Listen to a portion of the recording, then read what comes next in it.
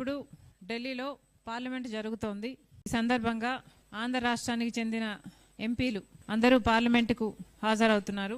TDP అయితేనేమి, జనసేన అయితేనేమి, YCP అయితేనేమి, బీజేపీ అయితేనేమి అందరూ కూడా ఎంపీలు పార్లమెంట్ సమావేశాలకు హాజరవుతున్నారు. కానీ ఒకసారి ఎందుకు హాజరవుతున్నారు అని ప్రశ్నించుకోవాల్సిన అవసరం ఉంది. 10 సంవత్సరాలు అయిపోయింది ఆంధ్ర రాష్ట్రం ఏర్పడి. 10 సంవత్సరాలుగా కేంద్రం మనకిచ్చిన విభజన హామీలలో ఎన్ని నెరవేర్చుకోగలిగాం? మరి ఇంకా ఎన్ని నెరవేర్చుకోవాల్సి ఉంది? కనీసం ఒక్కటైనా నెరవేర్చుకోగలిగామా? మరి అన్ని విభజన హామీలు పెండింగ్ లో పెట్టుకొని ఇంతమంది ఎంపీలు, 25 మంది లోక్సభ ఎంపీలు ఉన్నారు ఆంధ్ర రాష్ట్రానికి సంబంధించి, 11 మంది రాజ్యసభ ఎంపీలు ఉన్నారు ఆంధ్ర రాష్ట్రానికి సంబంధించి.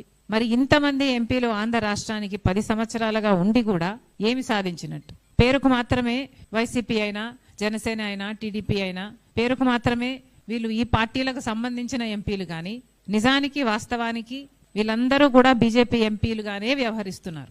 బీజేపీ పార్టీకి ఎక్కడ ఏ బిల్లుకు ఏ మద్దతు ఇవ్వాలన్నా వాళ్ళు ఇంకా అడగక ముందే బీజేపీ పార్టీ వీళ్ళే ముందే మేం సిద్ధం అన్నట్టుగా ప్రతి బిల్లుకు ఆమోదం తెలుపుతున్నారు. అందుకు ప్రతిఫలంగా మన రాష్ట్రానికి సంబంధించి కనీసం విభజన హామీలలో ఏ ఒక్కటైనా మనం ఇప్పటి వరకు అయినా నెరవేర్చుకోగలిగామా?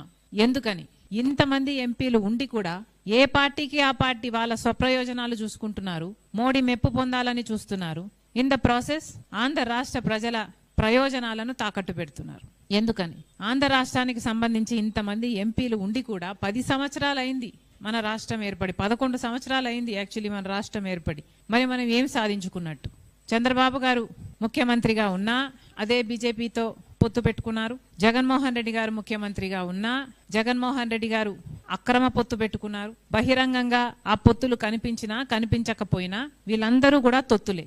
బీజేపీ పార్టీకి తొత్తులుగా మారారు. బీజేపీ పార్టీకి ఆంధ్ర రాష్ట్ర ఎంపీలు ఏ పార్టీకి చెందిన వారైనా కూడా ఈరోజు రబ్బర్ స్టాంపుల్లా మారిపోయారు. బీజేపీ చేతిలో కీలు బొమ్మల్లా మారిపోయారు.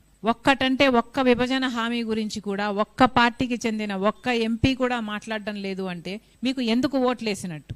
ప్రజలు మిమ్మల్ని ఎందుకు గెలిపించినట్టు? మీరు ఢిల్లీ వరకు పార్లమెంటుకు ఎందుకు వెళ్తున్నట్టు?